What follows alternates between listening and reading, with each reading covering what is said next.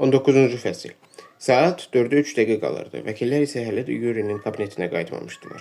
Görünür, yeni müqavilənin detallarını müzakirə edirdilər. Üzündə təbəssüm olan katibə qız kiçik fincanlarda qəhvə gətirdi.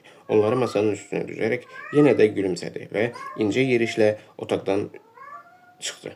Renat qəhvənin dadına baxdı. Keyfiyyətinə söz ola bilməzdi. Bahalı və keyfiyyətli qəhvə içmək onun xoşuna gəlirdi. Sadə küçə dükanlarından və köşklərdən aldığı saxta mallardan sonra həqiqi qəhvə onda heyrət və heyranlıq yaradırdı. Renat fincana 2 tikə qənd saldı. Yuri onun əlinin hərəkətini izləyərək təəssüflə nırçıldadı. Mənə qənd yemək olmaz, o məyusluqla dedi. Yalnız saxarin ya da onun əvəzləyicisi. Həkimlər deyir ki, məndə şəkər yaranıb. Heç bilmirəm nədən ola bilər. Mənim də şəkərim yüksəkdir, Stepan əlavə etdi. Deyirlər ki, indi bu əsrin xəstəliyidir. 40 yaşından sonra kişilərin hamısının qanında şəkər çoxalır. Ona görə də biz belə kökəlirik. Sən özünü mənimlə müqayisə etmə. Böyük qardaş öz düşüncəsinə uyğun danışdı. Sənin çəkin nə qədərdir? Nə qədərdir? Demək olar ki, 100 kilo. Məndə isə cəmi 92-dir. Sən də arıqlamalısan. Alınmır.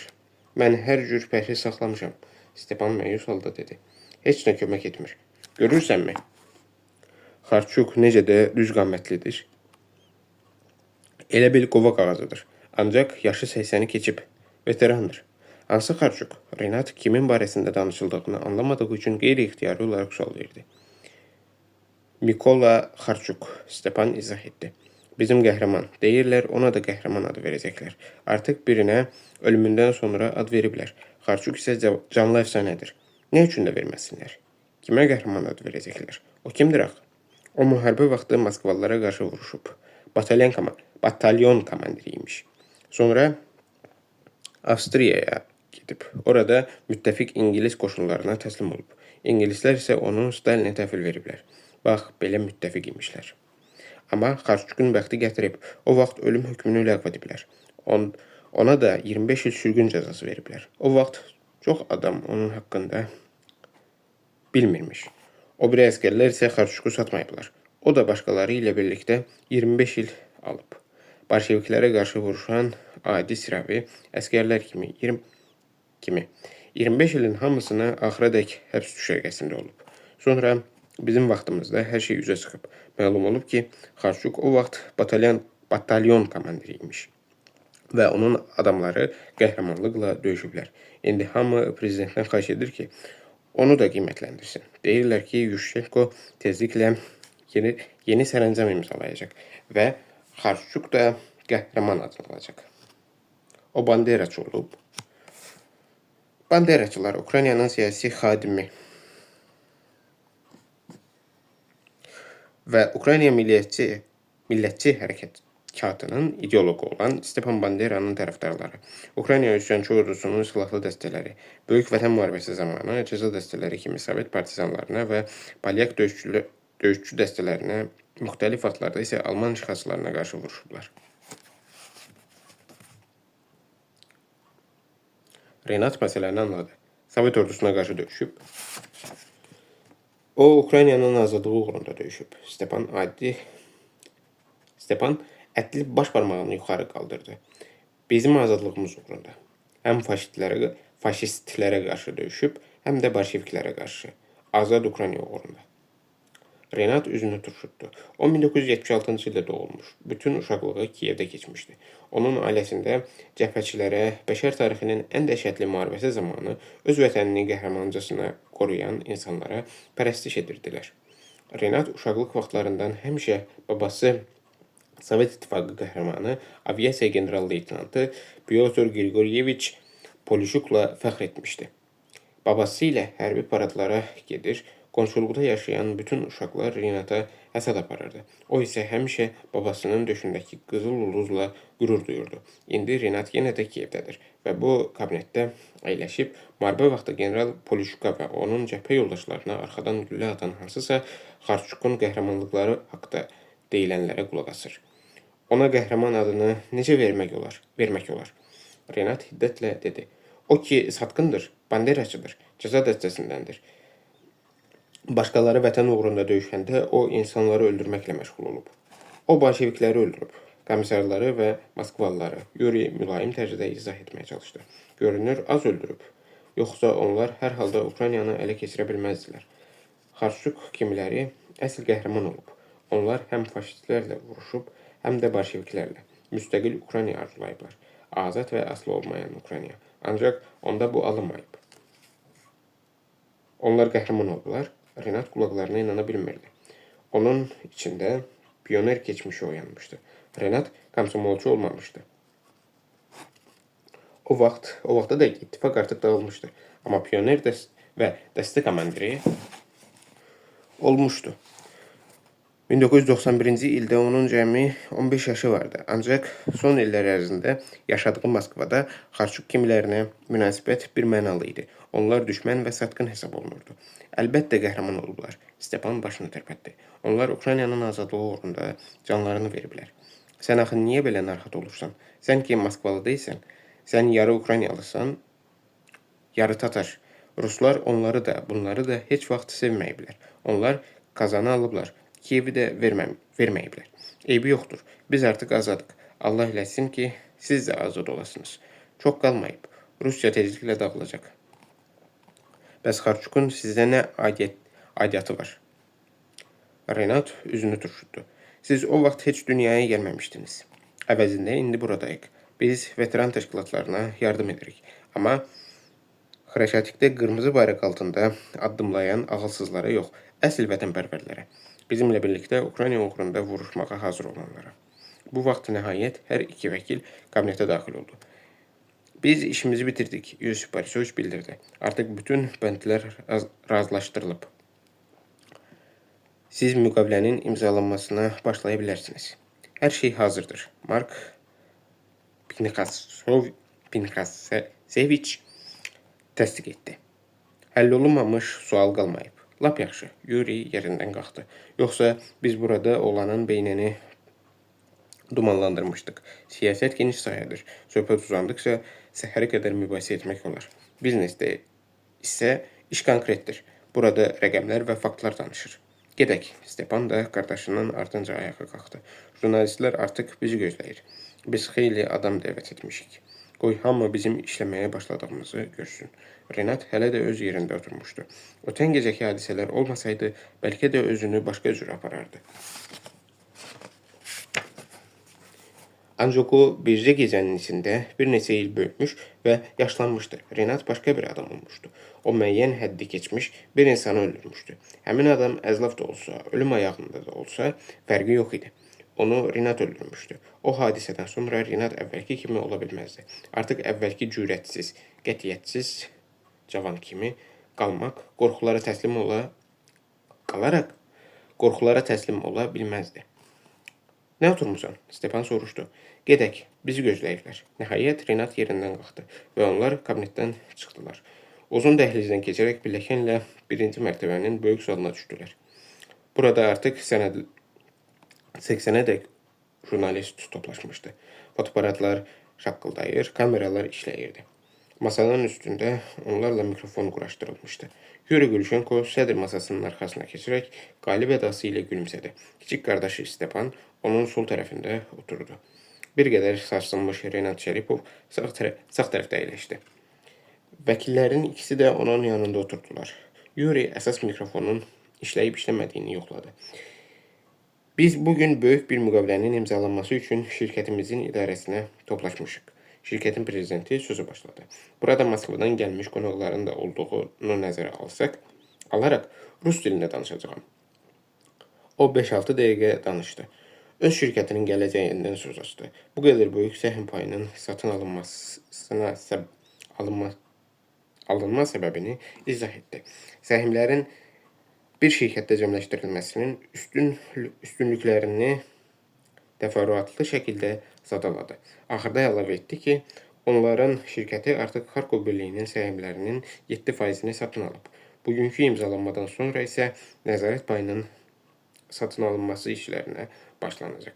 Nəticədə şirkət yenidən qurulacaq və kapitallaşdırmada 2,5 dəfə artım olacaq. Renat zalda oturmuş Tamaranı gördü. İşarə ilə yanına çağırdı. Tamara qalxıb ona yaxınlaşdı. Anzora de ki, biz elə bu axşam gedəcəyik, Renat bildirdi. Özün də biletlərlə maraqlan. Əgər təyyarəyə bilet olmasa, qoy bizi maşınla aparsınlar. Birbaşa Moskvaya.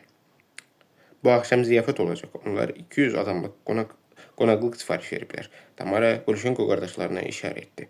Bizim getməyimiz yaxşı olmaz. Biz bugün gedirik, Renat qətiyyətlə təkrarladı. O öz köməkçisinə necə baxdısa, qadın qeyri-ixtiyari olaraq geri çəkilməli oldu.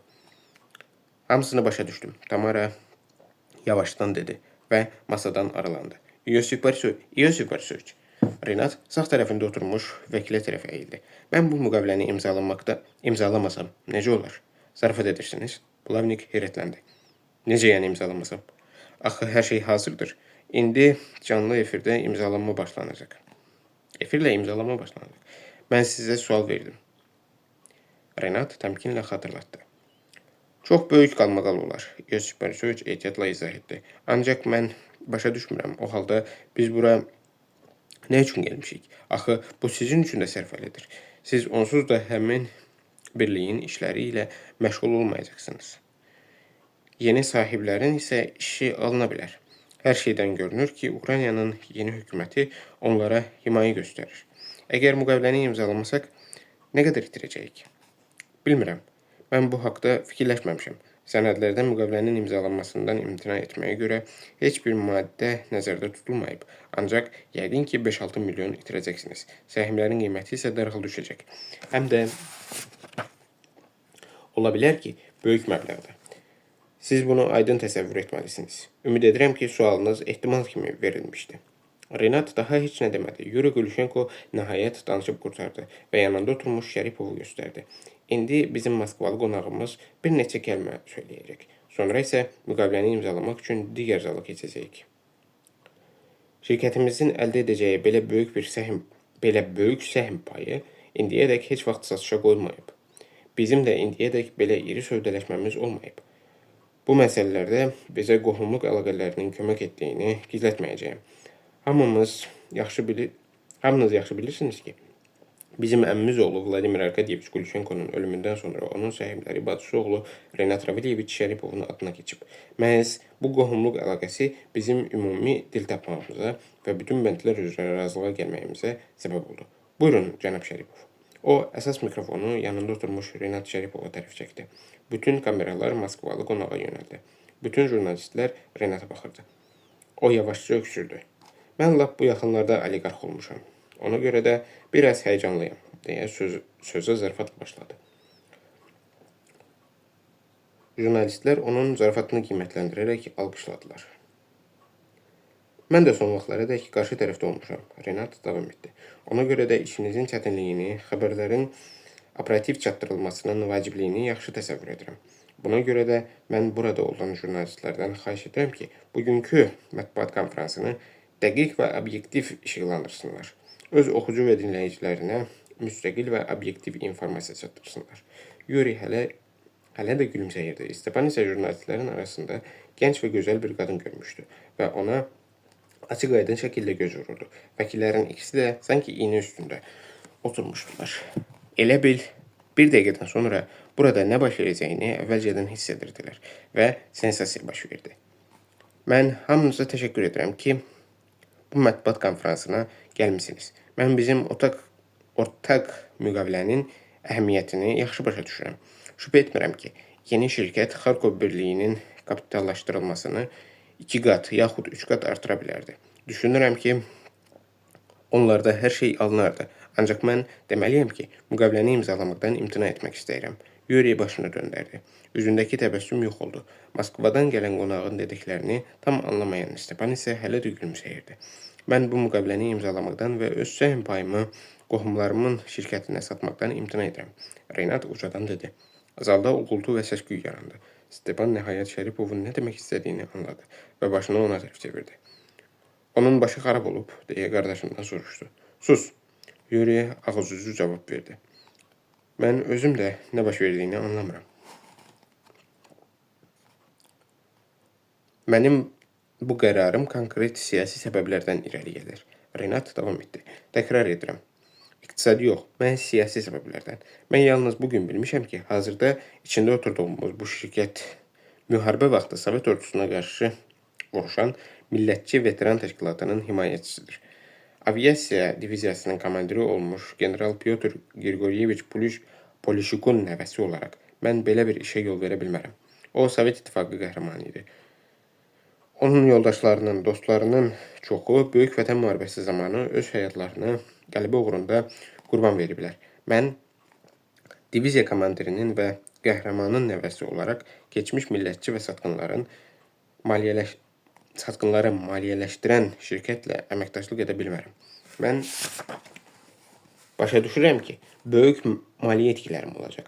Başa düşürəm ki, öz layihə və investisiyalarımın nüfuzunu aşağı salıram. Bununla belə başqa cür hərəkət edə bilmərəm. Babamın və onun döyüş yoldaşlarının xatirəsinə xəyanət edə bilmərəm. Ay uşaq, sən dəli olmusan? Yuri özünü saxlaya bilməyib qışqırdı. Siz nə edirsiniz? Yosif Arsovich dəhşətə gəlmişdi. Siz üstündə oturduğunuz ağacı baltalayırsınız. Heç belə şey olar? O nə dedi? Stepan qardaşından soruşdu. O isə cavab vermədi.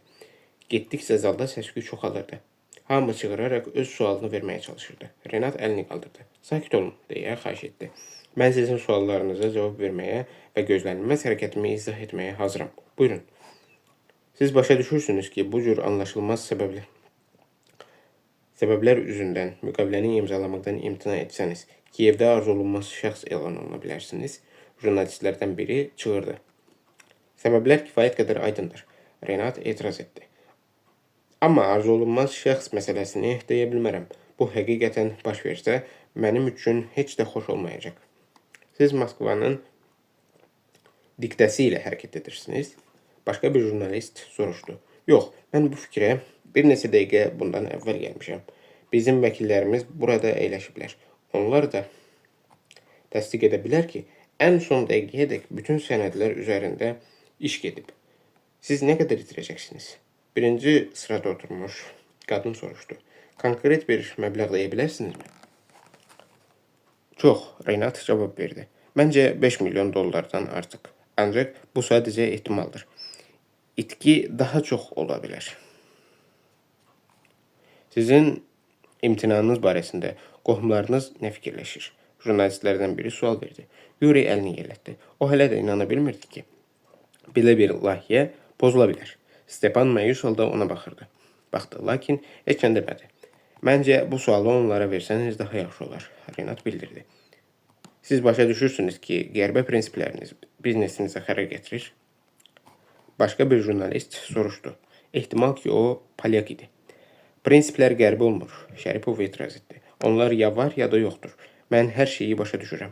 Ancaq sənədlərə qol çəkməyəcəyim. Bu qəti qərarımdır. Təşəkkür edirəm, cənablar. İndi isə icazə verin, mətbuat konferansımızı bitirək.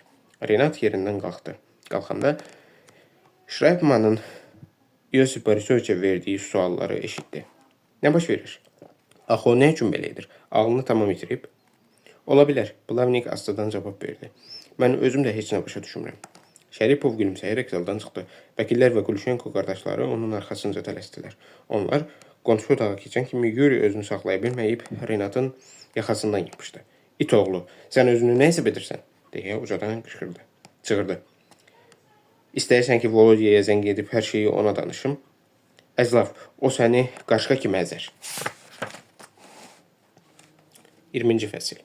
Plavnik bu sözləri eşidəndə heyrətlə Renata baxdı. Deməli, hər halda Vladimir Arkadyeviç sağdır. O, boğuq səslə soruşdu. O, keçən il həlak olub. Vəkil həmkarı etiraz etdi. Bəsdir. Renat Yuri Gulşenkonun əllərini özündən itələdi. Bunu etmək çox da çətin deyildi. O, öz dayısının əmioğlusundan birbaş hündür idi. Siz nə üçün vəkillərimizi qorxudursunuz? Onlar elə düşünürlər ki, Volodya dayı doğrudan da o dünyadan qayıdıb. Mən özüm ona zəng vurub, sənin bugün burada elədiklərini danışacağım. Yuri əlindən dartan kiçik qardaşına əhəmiyyət vermədən acıqla bildirdi. Sən elə bilirsən, yaxanı qurtara biləcəksən? Bu nə tamaşa idi? Bu nə tamaşa idi burada qurmuşdu? Mən bilsəydim ki, siz millətçilərə maliyyə yardım göstərirsiniz. Əvvəlcədən müqaviləni imzalamağa gəlməzdim. Renat dürüst cavab verdi. Mənim nəzərimdə həmin üsyançı dəstələrin bütün döyüşçüləri satqındır. Nə deyirsiniz deyin, fikrimi dəyişməyəcəyim. Onların bura nə dəxli var? Yuri bağırdı. Ümumiyyətlə, bizim kimləri maliyyələşdirdiyimizin bura nə dəxli var? Özünü nə səfehliyə qoymusan? Bunun bizim razılaşmamıza nə dəxli var? Ümumiyyətlə, bizim pullara nə dəxli var? Sən bunları nə üçün fikirləşmirsən? Kim sənə ixtiyar verib ki, özünü bu cür aparasan? Sən kimin üçün işləyirsən? O cavab gözləmədən çıxırır, sualları bir-birinə calayırdı. Qapı aralandı və jurnalistlərdən biri içəri baxdı.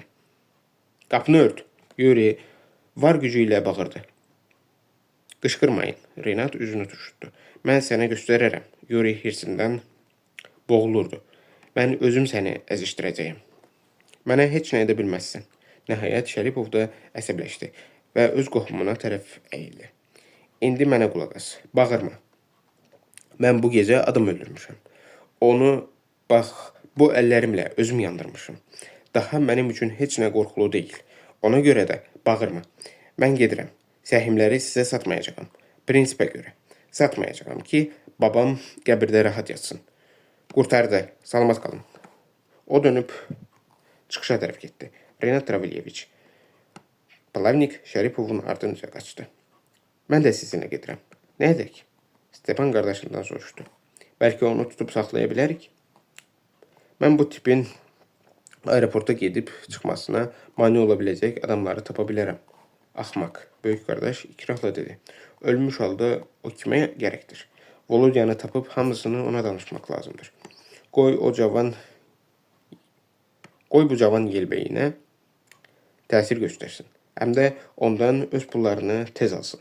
Bəsdir, oyun bitdi. Jurnalistlərə nə deyəcəyik? Stepan maraqlandı. Deyəcək ki, iqtisadiyyat və biznesdən başı çıxmayan axmağın birinə rast gəlmişik. Pul onu qazanmayan birinin əlinə keçəndə həmişə belə olur. Yaxşı biznesmen heç vaxt belə etməzdi. O doğrudan da yelbeyin çıxdı. Kiçik qardaş kədərli halda razılaşdı. Renat artıq maşında hava limanına doğru gedirdi. Tamara zəng edib biletlərlə maraqlanmışdı. Ən yaxın reysin biznes klasına, cəmi 2 ekonom klasına isə 1 bilet var idi. O biletlərin üçünü də saxlatdırmış və fikirləşmişdi ki, Renatla birlikdə Yosif Borisovich və Anzor gedər. Moskvada isə onları Astor şirkətinin əməkdaşları qarşılayar. Avtomobillər baş yola çıxandan bir qədər sonra Yosif Borisovich alçaq səslə dedi. Mən çoxdan başa düşmüşdüm ki, mənə deməyə borclu olmadığınız hansısa sirlər var. Ona görə də mən sizdən heç nə soruşmuram. Ancaq başa düşmürəm ki, bugün sənədləri imzalamaqdan nə üçün imtina etdiniz? Kiminləsə məsləhətləşmişdiniz? Yoxsa birliyin nəzarət səhmlərinə sahib olmaq üçün müəyyən fikirləriniz var? Hər şeydə gizli məqsəd axtarmaq lazım deyil. Renat məsləhət gördü. Sadəcə olaraq, biz zala daxil olmazdan bir neçə dəqiqə əvvəl öyrəndim ki, mənim qohumlarım keçmiş banderaçıların və veteran təşkilatını maliyyələşdirir.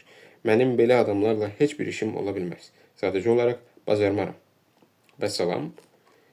Elə təkcə buna görə məgərbazdır, ağılsız hərəkətdir. Plavnik gülümsədi.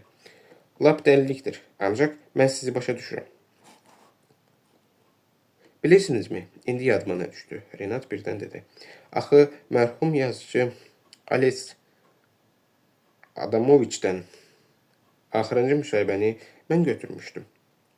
O mənə danışmışdı ki, hələ 60-cı illərdə xatın haqqındakı bütün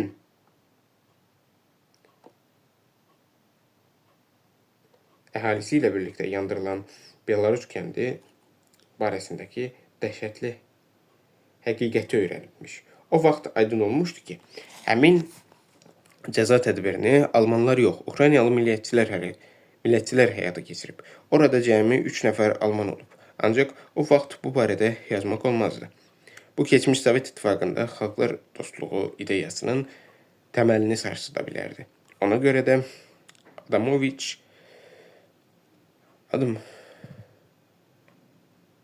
ideyasının Adamoviç hətta bu barədə danışmağı da qadağan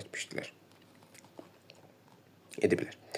Xatını hamıya Alman faşist cəlladlarının vəhşiliyinin abidəsi kimi təqdim etmək lazım idi. Siz isə mənim ağılsız hərəkət etdiyimi fikirləşirsiniz. Mən ötən gecə dərk etdim ki, hər insanın prinsipləri olmalıdır və prinsiplər uğrunda savaşmaq lazımdır. Hər şey pulla ölçülmür. Hətta söhbət milyonlarla dollardan getsə belə. Mənim əmmim bütün ailəsini faşist düşərgəsində yandırıblar, Plavnik dedi. Məncə, bugün siz yüksək əxlaqdan irəli gələn, ləyaqətli bir iş tutdunuz. Ancaq sizi anlamayacaqlar. Sadəcə olaraq anlamayacaqlar. İndi Kiyevdə başqa cür düşünürlər. Burada banderaçıları satqın hesab etmirlər. Burada ümumiyyətlə 20-ci əsr tarixinə və ayrılıqda 2-ci Dünya müharibəsinə başqa cür münasibət var. Bunu bilmək mənim həqiqət anlayışıma heç bir təsir göstərmir. Renat onunla razılaşmadı. Mən onlarla işləmək istəmirəm və bunu bacarmaram. Onların zənginləşməsinə kömək etmək də istəmirəm. Gəlin bununla da söhbəti bitirək. O susub üzünü çevirdi. Əgər sizin dayınız həqiqətən sağdırsa, Plavnik ehtiyatla soruşdu. Qərarınızın onun xoşuna gəlməyəcəyini başa düşürsünüz. Biz Kiyevdən getdikdən sonra siz yaxud da o çox böyük məbləğ itirəcəksiniz. O yoxdur. Şəripov yorğun halda cavab verdi və bizə heç kim heç nə deməyəcək. Renat fikirləşdi ki, dirilmiş dayısının boğuq səsini eşitməmək üçün heç olmazsa bir günlüyə telefonunu söndürməlidir. Onlar havalimanına 40 dəqiqəyə çatdılar. Tamara sənədləri qeydiyyatdan keçirməyə getdi. Elə bu vaxt Plavnikin telefonuna zəng gəldi. Vəkil telefonda deyilənlərə qulaq asıb Renata yaxınlaşdı. Mən burada yubanmalı olacağam. O bildirdi. Mark Pinxaseviç zəng etmişdi. Xahiş edir ki, hələ getməyin. Əvvəlki razılaşmaları ləğv etməli və sizin qəfil qərarınızın təsirini neytrallaşdırmaq üçün nə edə biləcəyimizi düşünməliyik. Unutmayın ki, səhmlərin 7% artıq onlardadır. Əlimizdən gələni etməliyik ki, bizim qiymətləndirmələr dəyərini itirməsinlər. Qalın, Renat razılaşdı. Maşın sizi şəhərə aparar. Ümid edirəm ki, sizi heç bir təhlükə gözləmir. Yox, Yosiparisoviç gülümsədi. Heç bir təhlükə gözləmir. Biz icraçıyıq və həmişə başqasının göstərişinə əməl edirik. Adətən vəkilləri öldürmürlər. Narahat olmayın.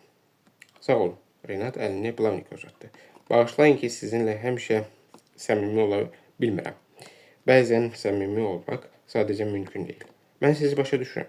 Yosiparisoviç Şəripovun əlini sıxdı. Sonra Tamaranı çağıraraq vəziyyəti ona başa saldı. Qadın başını tərpətdi. Demək, Plavnikin əvəzinə Moskvaya o gedəcəkdi. Tamara biletdə dəyişiklik etməyə tələsdi. Keçmiş milis polkovniki çıxıb getməzdən əvvəl Renat Şəripova yaxınlaşdı. Onun təxminən 50 yaşı olardı. Hündür boylu, böyük qazaq bığları və qabarıq üz cizgiləri olan cüssəli kişi idi. Mən sizin çıxışınızı eşidirdim. Major Duko dedi. Demək istəyirəm ki, siz əsl kişi və namuslu insan kimi hərəkət etdiniz. İndiki zamanda bunun nə olduğunu çoxları unudublar.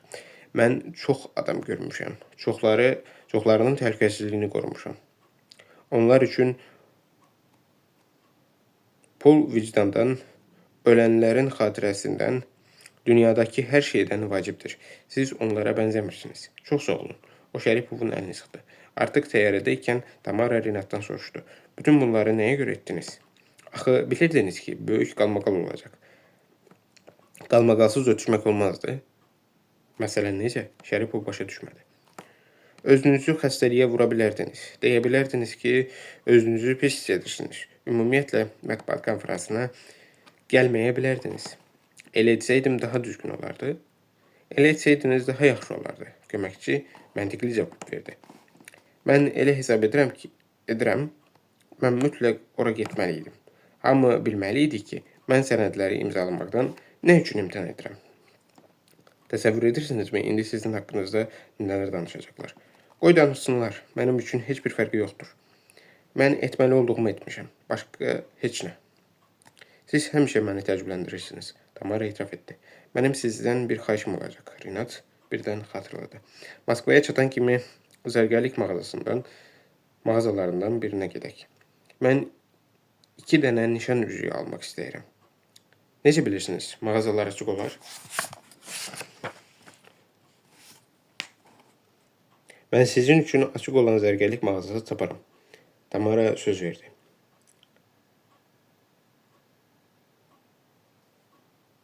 Petrovka pasajındakı bütün mağazalar saat 8'e kadar açıq olur. Biz ora çatırıq. Biz ora çatarıq.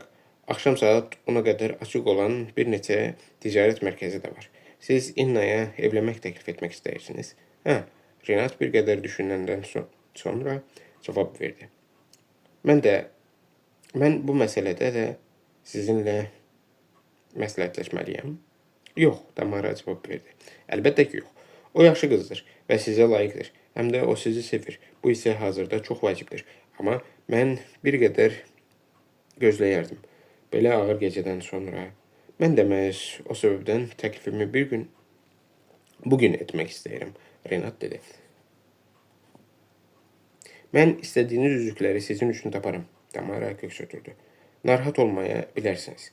Mən Nadejda Anatolyevnaya zəng edib demişəm ki, bizi qarşılasınlar. Yeri gəlmişkən, Pavel artıq prokurorluqda olub. Orada belə hesab edirlər ki, günahkar qarşı zulağa çıxmış Bogdanovdur. Düz hesab edirlər. Bəs həmin o Bogdanovun özü necədir? Hələ sağdır. Hələ reanimasiyadadır. Bəs ifadə vermir? O hələ özünə gəlməyib. Allah pis adamın cəzasını özü verir, Renat əminliklə dedi. Uçuş zamanı Tamara kitab oxuyurdu. Renat isə pəncərədən baxır, sanki orada neysə görməyə çalışırdı. Elə bil, bu uzun gün heç vaxt qurtarmayacaqdı. Onlar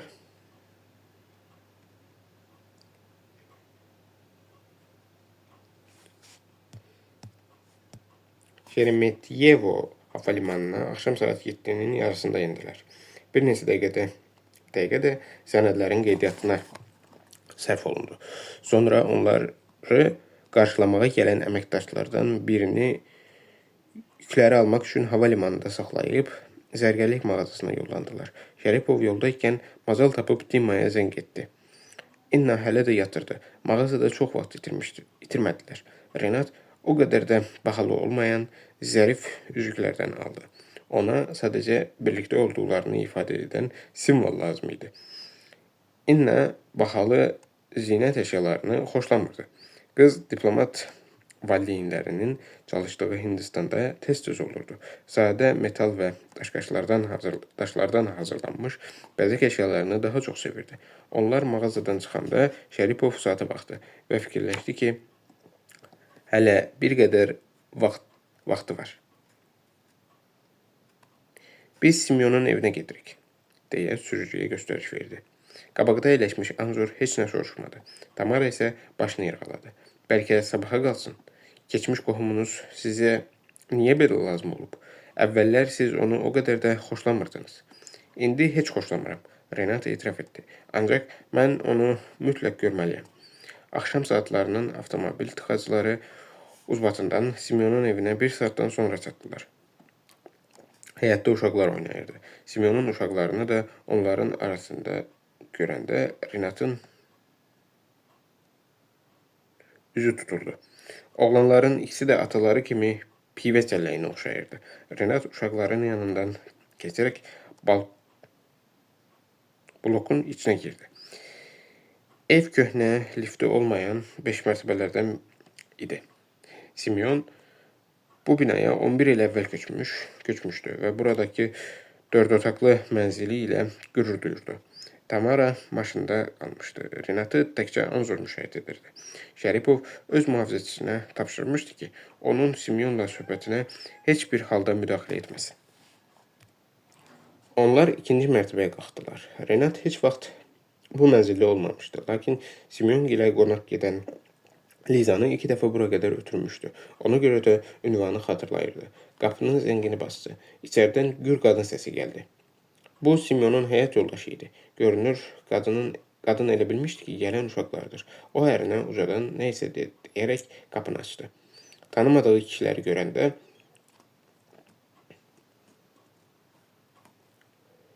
bir addım geriyə çəkildi və gözlərini qıydı. Onun gözləri yaxşı görmürdü, lakin eynək taxmağı xoşlanmırdı. Belə hesab edirdi ki, eynək onu çox yaşlı göstərir. Salam, Renat astadan dedi. Məni tanımadınız? Mən Renat Şəripovam. Çox şadam. Qadın dərhal gülümsədi. Keçin, Simeon. Bir gör bizə kim gəlib? Bura gəl. Otağa keçin deyə qadın vurnuxmağa başladı. Simeon otaqdan çıxdı. Onun əynində mayka və idman şalvarı vardı. Qonaqları görəndə özünü itirmiş halda onlara baxıb başını tərpətdi. Salam, Simeon. Renat qısaca deyib mənzilin içinə keçdi. Siz gəlmisiniz? Simeon donquldandı. Onun əlləri əsirdi. Renat otağa girib qapını öz ardınca bağladı. Anzor dəhlizdə qaldı. Hə, salam alçaq. Renat içini çəkdi. Gözləmirdin? Nə danışırsınız? Mən şadam. Düz sözümdür. Mən çox şadam. Necə şad olduğunu bilirəm. Dilanov mənə hər şeyi danışdı. Viktor Viktoroviç,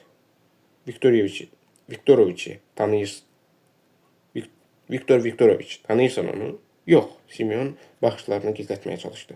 Renat onun yalan danışdığını əvvəlcədən bilməsəydi də özünə baxan kimi hər şeyi anlayardı. Simeon həddən artıq həyəcanlı idi. Sifəti qırmızı ləkələrlə örtülmüşdü. Özü isə bərk titrəyirdi. Amma o səni tanıyır, Renat dedi. Mənə necə görüşdüyünüzdən danışırdı.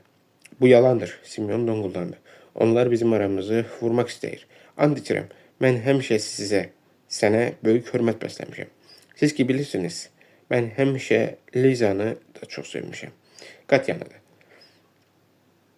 Öz balam kimi. Ona görə Katyanı yetim qoymaq istəyirdin. Pulları öz əlinə keçirmək üçün. Yox, Simeon içini çəkdi. Yox. Sizi aldadıblar. Mən heç vaxt heç kimlə görüşməmişəm.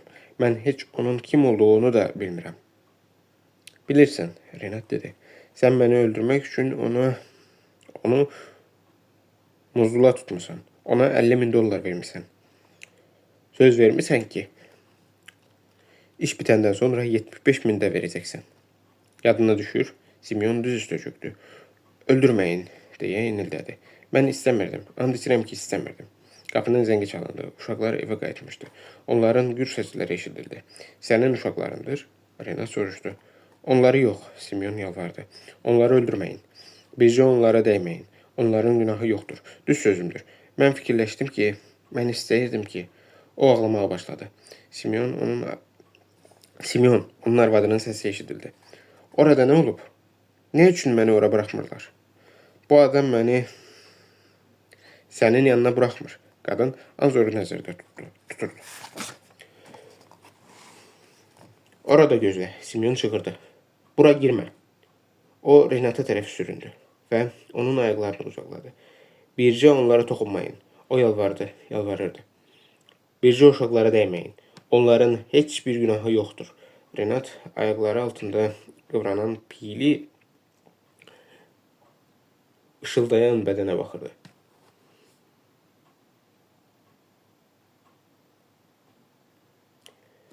O, bura gələnə dək fikirləşirdi ki, keçmiş qohumunu yarımcan olana qədər əzişdirəcək. Ancaq indi bu yöndəmsiz piyli bədənə baxır və yalnız nifrət hiss edirdi. İkrah və nifrət. Mənim təqsirim yoxdur, Simeon ağlayırdı. Mən istəmirdim. Nə zəf adamsan, Renat astadan dedi.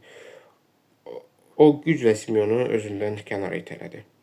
Döşəmənin üstünə sərələnmiş adama baxaraq fikirli halda dedi. Səni güllələmək lazımdır. Sənin ucbatından onlar mənim nişanlımı oğurlayıblar. Bütün gecə ona əzab veriblər. Başa düşürsən, ayalçaq. Onu incidiblər. Bədənində siqaret söndürüblər. Döyüblər, təhqir ediblər. İçməyə su da verməyiblər.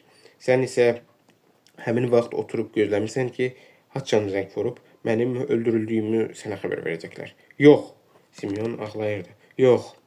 Renat ayağı ilə ona möhkəm bir təpik vurdu. Birini də vurmaq istəyirdi, lakin fikrini dəyişdi. Hətta geriyə doğru bir addım atdı ki, özünə hakim ola bilsin. Səni lənətə gələsən, dedi. Onsuz da lənətə gəlmisən. Sən pula görə hər şeyi təhlükəyə atmağa hazırsan. Ailəni, arvadını, uşaqlarını sən heç təsəvvür də etmirsən ki, bəxtin necə gətirib. Dünən məni öldürsəydilər, bugün bura tamam başqa adamlar gələcək. Sənin bütün ailəni tikət gedəcəkdilər. Gör necə də axmaqsan. Axmaq və alçaq. Mən günahkar deyiləm, Simeon mızıldandı. Buraxın gedim. Buraxın gedin ərimin yanına. İçəri girməyə çalışan qadın qapının arxasında çığırır, Anzor isə onu buraxmırdı. Renat Simeona baxdı.